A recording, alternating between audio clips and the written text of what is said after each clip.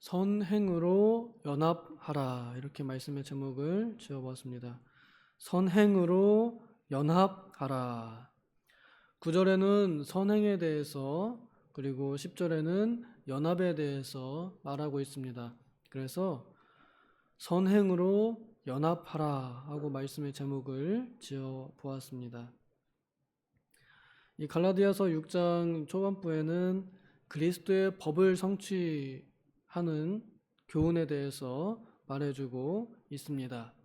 교회 안에서 각자 맡은 봉사의 직무가 있겠는데 각자 자기 일을 성실하게 잘 처리하고 그 다음에 또 부족한 사람들이 있는가 하고 돌아보아서 또한 도와줌으로 서로 자기 일도 잘하고 또 서로 돕는 일로 인하여 그리스도께서 세우신 법을, 서로 사랑하라 하신 그 법을, 서로 보살피라 하신 그 법을 지켜서 그리스도의 법이 성취되는 그리스도의 나라로 세워가라 하는 교훈 중에 있는 것입니다. 선행을 어떻게 해야 하는지, 그리고 선행을 왜 해야 하는지에 대한 교훈입니다. 교회 안에서 우리가 선을 행하는 것, 그것은 우리 모임의 목적이기도 합니다. 교회 안에서 모여서 같은 일, 같은 마음으로 하는 것이 선행인데, 교회 안에서 이 선행이 이루어져야, 그래야 밖에 나가서도 선행이 그나마 조금 할 수 있게 됩니다. 선행을 여기서 연습하고 여기서 좀 시행착오를 겪어보고 그리고 밖에 나가서 해보는 거예요. 식당에서 밥을 팔기 전에 먼저 본인들이 자기들이 만든 음식을 먹어봐야, 그래야 이게 어떤 맛인지 알고 어떻게 소금을 더 넣을 것인가 덜 넣을 것인가 연구하면서 내가 손님 된 마음으로 이 밥을 먹었을 때 어떤가 라는 것을 본인이 먼저 맛보고 나서야 조절하고서 이제 손님들에게 실제로 돈 받고 파는 식사를 내어서 맛있는 밥을 판매할 수 있듯이, 교회가 교회 안에서 선행을 연습하고 선행의 모습을 잘 만들어야 밖에 나가서 그 선행으로 빛을 발하고 맛을 낼 수 있다라는 것입니다. 교회 안에서 당연히 선행을 해야 되는데 이 선행이 이루어지지 않으면 그러면 교회가 교회의 역할을 세상 속에서 잘 못하게 됩니다. 예수님께서 그 비유를 소금이 맛을 잃어버리면 발로 밟힌다 그랬습니다. 교회가 발로 밟히는 교회가 되는 것입니다. 사실 교회가 세상 속에서 오히려 세상을 밟고 서 있어야 되는데 세상에게 욕을 먹는 경우가 그런 경우입니다. 우리끼리 불화하는 경우, 교회 안에서 싸우는 경우, 교회 안에 선행이 없어지는 경우, 이것이 세상에게 욕을 먹는 이유입니다. 그래서 선을 행하도록 장려하는데 선행의 조건이라 한다 그러면은 먼저 낙심하지 않고 끝까지 하는 겁니다. 포기하지 않는 것입니다. 선행을 할 때 포기하지 않는 것입니다. 꾸준하게 유지하라는 것입니다. 우리가 어떤 봉사를 하기 시작할 때 먼저 견적을 좀 내봐야 할 것입니다. 내가 이 봉사를 시작하면 언제까지 할 수 있을까 하는 것입니다. 잠깐 하고 말 것이면은 조금 더 연단 맞고 조금 더 마음의 준비를 하고 조금 더 분위기를, 환경을 만들어 놓고 하는 게 좋을 것 같습니다. 예를 들어서 우리 교회가 지역 사회에 어떤 봉사를 하겠다 그러면 거기에 투입될 만한 인원들이 얼마나 유지되고 채워질 것이며 또 거기에 소요되는 비용은 또 얼마나 되며 얼마나 그것이 감당할 만한 것인가, 그런 것들도 견적을 내어 보아야 한단 말입니다. 그래서 꾸준히 유지할 수 있는 봉사들을 해야 하고, 그리고 꾸준히 못할 것 같지만 반드시 해야 하는 봉사들이 있습니다. 도저히 사람에게 보살핌을 받지 않으면 그러면 살 수 없는 사람들이 있습니다. 성경에는 이 사람들을 고아와 과부들 이렇게 표현합니다. 도움받지 않으면 하루도 자신들의 힘으로 스스로 살 수 없는 사람들이 있습니다. 오늘날 고아와 과부라는 한정적인 사람들을 말하는 것이 아니라 그렇게 스스로 살아가기 어려운 사람들을 고아와 과부로 이렇게 오늘날 이해하면 좋겠습니다. 그래서 교회들이 반드시 챙겨야 할 사람들, 스스로는 살아갈 수 없는 사람들, 요즘에 국가에서 그런 사람들을 도와주죠. 그런데 국가가 그 사람들을 도와주지 못하는 영역이 있다 그러면 그 사람들의 영혼의 배고픔은 국가가 해결해 줄 수 없습니다. 그래서 교회는 그 사람들의 육체적인 또 물질적인 도움을 줄 뿐만 아니라 영혼의 도움을 주도록 해야 합니다. 이것이 교회가 가지는 선행입니다. 반드시 해야 하는 선행입니다. 이것을 쉬운 말로 전도라고 말합니다. 밖에 나가서 불특정 다수에게 하든 아니면 내가 아는 누군가에게 하든 영혼이 메말라 있었어. 아니 영혼이 죽어 있어서 영혼이 아예 삶을 맛보는 영생을 맛보는 이런 이 상태조차도 아닌 그런 사람들, 영혼이 처참한 사람들, 영혼이 하나님의 도우심 없이는 도저히 살아갈 수 없는 이미 죽어 있는 그런 사람들을 찾아가서 그들의 영혼을 깨워서 하나님의 말씀으로 빛을 비추어서 하나님의 말씀으로 그 양식을 먹이는 이 일이 교회가 먼저 해야 할 선행입니다. 그래서 교회는 복음의 사업을 하는 단체입니다. 복음으로 죽어있는 영혼들을 불러일으키고 그 다음에 구원받았다고 해서 바로 뭐 엄청난 믿음을 가졌겠어요? 아주 연약합니다. 겉모습이 별로 구분이 안 갑니다. 이 사람이 구원받은 사람인가 아닌가 구분이 안 갑니다. 그런 사람들을 살살살살 잘 끌어내서 연단 받도록 그리고 성장하도록 해야 됩니다. 교회가 이것을 하는 것입니다. 그래서 교회는 전도와 양육, 전도는 영혼을 구원하는 일이고 그리고 양육은 그 영혼을 잘 성장시키는 일을 하는 것입니다. 교회가 하는 선행의 큰 테두리는 영혼을 향한 것이고요. 그 다음에 그 외적인 모습으로는 이제 당장에 먹고 살 음식, 또 입을 옷 이런 것들, 기본적인 것들을 챙겨주는 것, 이것이 교회가 하는 선행입니다. 그런데 이것을 포기하지 말고 끝까지 하라고 합니다.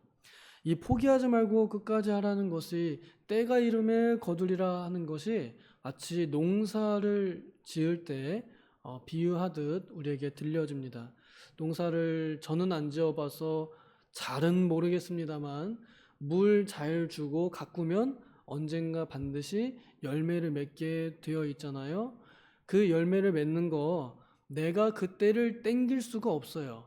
내가 물을 많이 준다고 해서 얘가 빨리 열매를 맺거나 혹은 내가 물 조금 준다고 해서 얘가 열매를 늦게 맺거나 그 내 맘대로 안 되는 것 같습니다. 하나님께서 정하신 때가 될 때에 그때의 열매가 맺어지는 것이면 때의 기한은 하나님께 달려있는 것을 우리가 알고 꾸준히 우리는 하는 것입니다. 예수님께서 낙심하지 말고 기도할 것을 비유로 될 때까지 기도하라 하셨습니다. 그러니까 선행도 열매가 맺어질 때까지 계속하면 된다는 것이지요. 우리가 선을 행할 때 낙심하기 쉽습니다. 어떻게 낙심하게 되냐면 내가 이 정도 했으면 많이 했다, 또 내가 이 정도 했으면 잘했다라고 하는 스스로 자기가 자신의 선행을 평가할 때 그때 우리는 낙심할 수도 있습니다. 아니 내가 이 정도 돈을 썼으면은 이제 좀 교회 한번 와봐야 되지 않나? 아니 내가 이 정도 이렇게 두드리고 찾았으면은 이젠 좀 움직일 때가 되지 않았나? 아 내가 이 정도 기다려줬으면 이젠 좀 따라올 때가 되지 않았나? 그러니까 내 기준을 생각하면 그러면 내가 낙심하게 돼요. 아 내가 이 정도 했으면 많이 했지. 나도 희생 많이 했어. 이렇게 생각할 때 이제 상대방에 대한 혹은 내 선행의 대상에 대한 실망이 들어오게 됩니다. 그런데 입장을 바꿔놓고 생각해서 그럼 나라면 과연 내가 받는 입장이라 그러면 그럼 나는 언제까지 받고 난 또 언제까지 버티면서 안 움직일까? 그걸 생각하면은 우리도 자신 없거든요. 우리도 얼만큼 받아야 움직일런지, 우리도 얼만큼 받아야 더 성장할런지 우리도 모릅니다. 그런데 우리는 우리가 상대방을 평가해서 혹은 내 기준을 딱 정해놓고 내가 한 100만 원쯤 썼으면은 이 정도면은 교회 한 번쯤 와야 되지 않나. 예? 내가 한 1000만 원쯤 쓰면은 그래도 한 교회 좀 와야 되지 않나. 이런 마음을 우리 스스로 그것을 정해놓는단 말입니다. 근데 이 선은 하나님께 있어요. 심는 이와 물 주는 이는 하나로되 자라나게 하시는 이는 오직 하나님뿐이십니다. 그 열매를 맺게 하시는 분은 하나님이십니다. 그 때를 정하신 분이 하나님이십니다. 그런데 우리는 때를 우리가 정해요. 이 정도면 되겠지라고 하는 그 견적을 우리가 잡습니다. 그래서 내가 기대한 만큼 상대방이 반응하지 않으면 그러면 우리는 쉽게 낙심합니다. 그래서 낙심의 기준은 나한테 둘 때 낙심하게 되고 그리고 하나님께 둘 때에는 계속 소망하게 되는 것이죠. 여기 10절에 보면은 기회 있는 대로 모든 이에게 착한 일, 선행을 하라고 합니다. 기회 있는 대로라고 하는 것은 하나님께서 우리에게 기회를 주시는 대로라고 이렇게 생각하면 되겠습니다. 우리가 가끔 지나가다 보면은 우리 마음에 도움이 필요로 하는 사람들이 눈에 보일 때가 있습니다. 그런 사람들이 하나님께서 주시는 기회다라고 이렇게 생각을 해도 좋습니다. 그래서 내가 꼭 어디 도울 사람 없나 찾지 않아도 나한테 다가오는 도움받을 사람들이 나타나 보이게 됩니다. 그러니까 이 사람들은 굳이 도와달라고 말은 안 해요. 그렇게 티는 안 내요. 근데 내가 볼 때 이런 면을 좀 도와주면 좋겠다 하는 감동이 들고 생각이 들 때가 있습니다. 그때가 기회입니다. 그런데 이 기회를 우리는 보통 무시해요. 보통 못 본 척해요. 내가 이거 한번 도와주기 시작하면 감당 못 할 것 같거든요. 그래서 잘 안 도와줍니다. 아예 끝까지 도와줄 거 아니면 도와주지 않는 게 낫다. 한 번 도와주고 말 거면, 한 번 깔짝거리고 말 거면은, 한 번 그냥 한 번 조금 맛보고 말 거면, 그러면 차라리 아예 먹지도 말자 하는 이런 생각인데, 성경 어디에도 그것을 정죄하지 않습니다. 야, 도와줄 거면은 그냥 왕창 도와주고 끝까지 도와줘야지, 그거 한 번 도와주고 말고 마냐? 쪼잔하게? 이런 것이 성경에서는 결코 정죄하지 않아요. 오히려 도와줘야 될 사람을 도와주지 않을 때 혼냅니다. 예수님께서 강도 만난 자의 이웃에 대해서 비유하실 때 레위인, 제사장, 강도 만나가지고 두드려 맞아서 피 철철 흘리고 쓰러져 있는 사람, 그 사람들이 보고 지나간 것에 대해서 은근하게 보고 지나갔다. 근데 그 사람이 제사장이고 그 사람이 레위인이었다. 믿음 좋다고 했는데 그 사람들은 지나갔다. 그런데 이방인처럼 여기는 사마리아인은 오히려 가서 도와주고 자기가 그 돈을 다 냈다. 누가 강도 만난 자의 이웃이 되겠냐? 라고 물어봅니다. 누구예요?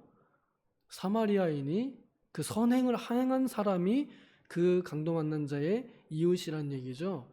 그러니까 내가 친하다고 생각해서 친한 게 아니라 진짜 도와주는 사람이 친한 사람이라는 얘기였죠.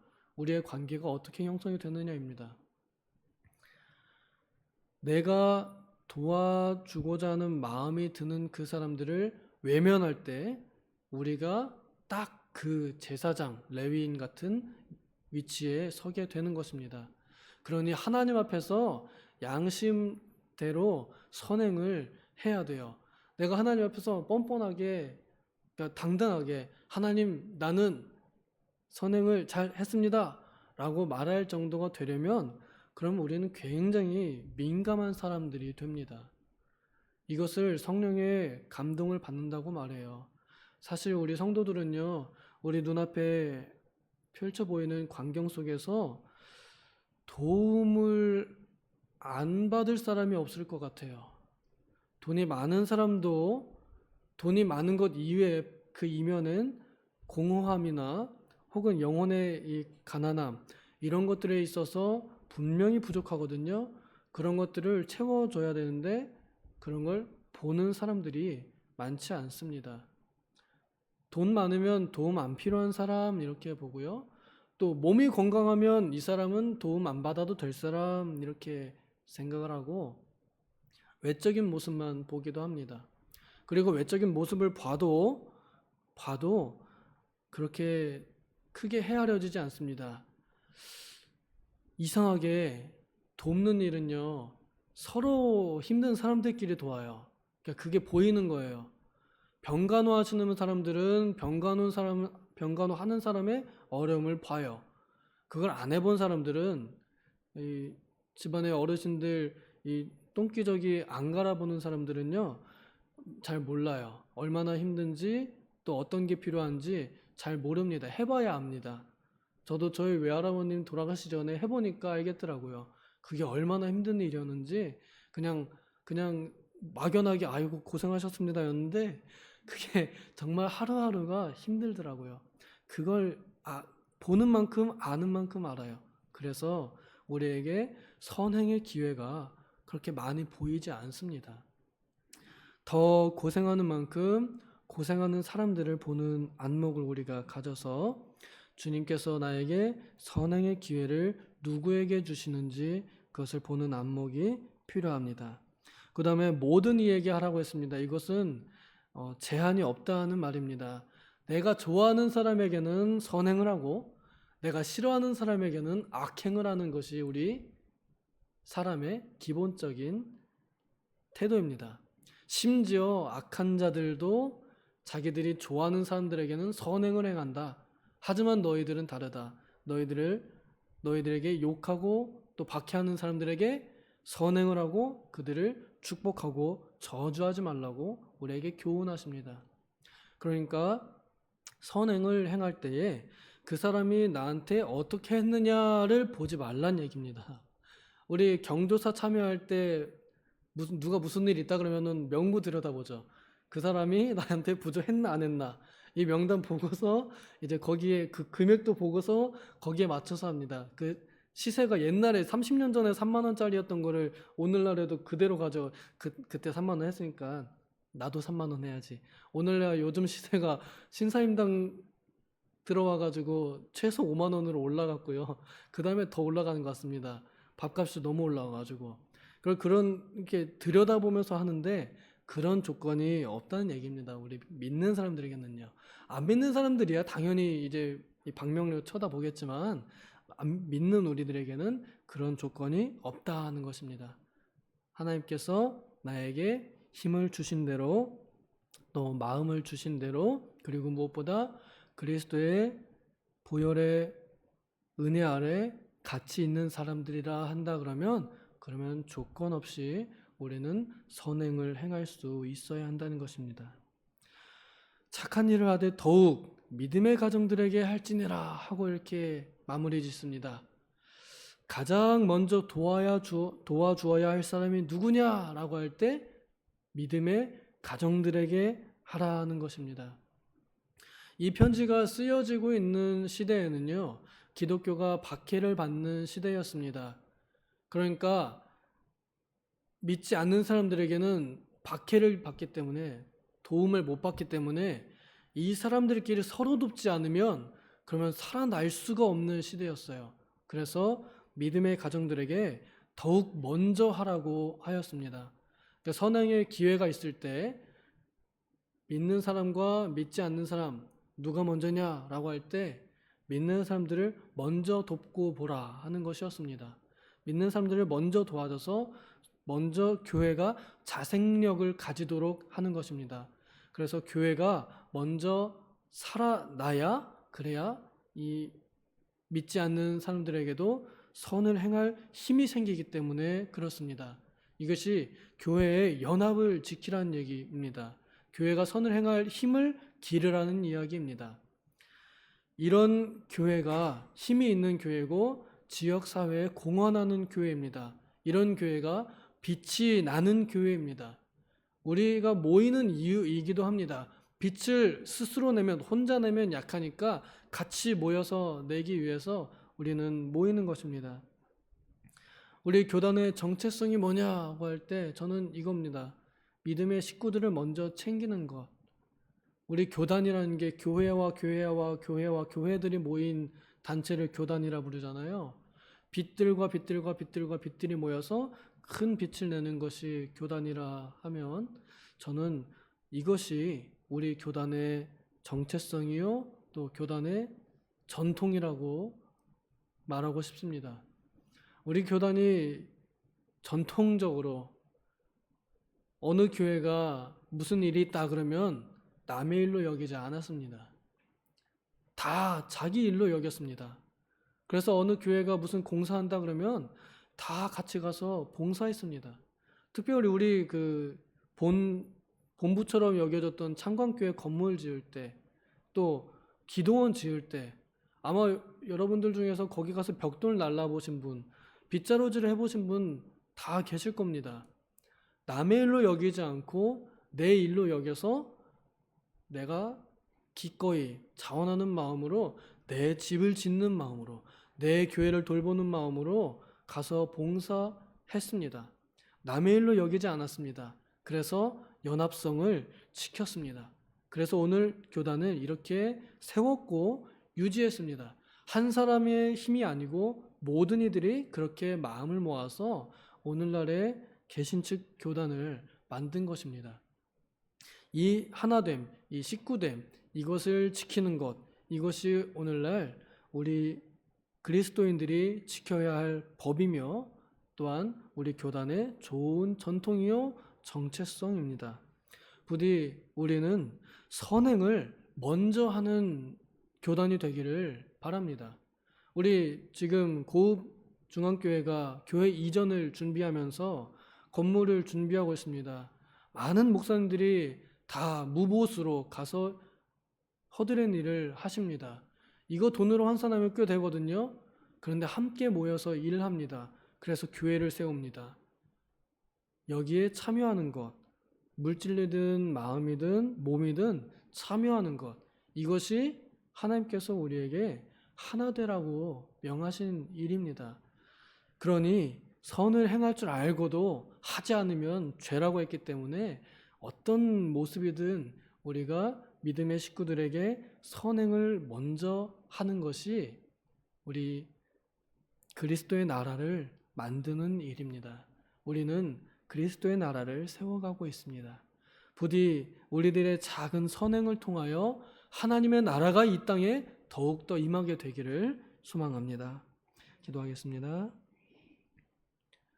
하늘에서 하나님의 뜻이 이루어지고 하늘의 하나님의 나라가 이 땅에서도 임하기를 원하는 주님의 뜻이 우리의 작은 선행을 통하여 이루어지기를 원합니다. 주님, 우리가 이렇게 한마음 되기를 원하오니 서로 도우며 서로 보살피며 하나 되는 교회가 되게 하시고 교단이 되게 하여 주시옵소서. 그리하여 정말 성령께서 하나 되게 하신 끈을 잘 붙잡고 이 마지막 때에 교회와 교단이 믿음의 반석으로 굳게 세워지고 설 수 있도록 하나님 오늘 우리들의 연약한 손에 힘을 더하여 주시옵소서. 감사드리며 예수님의 이름으로 기도하옵나이다. 아멘.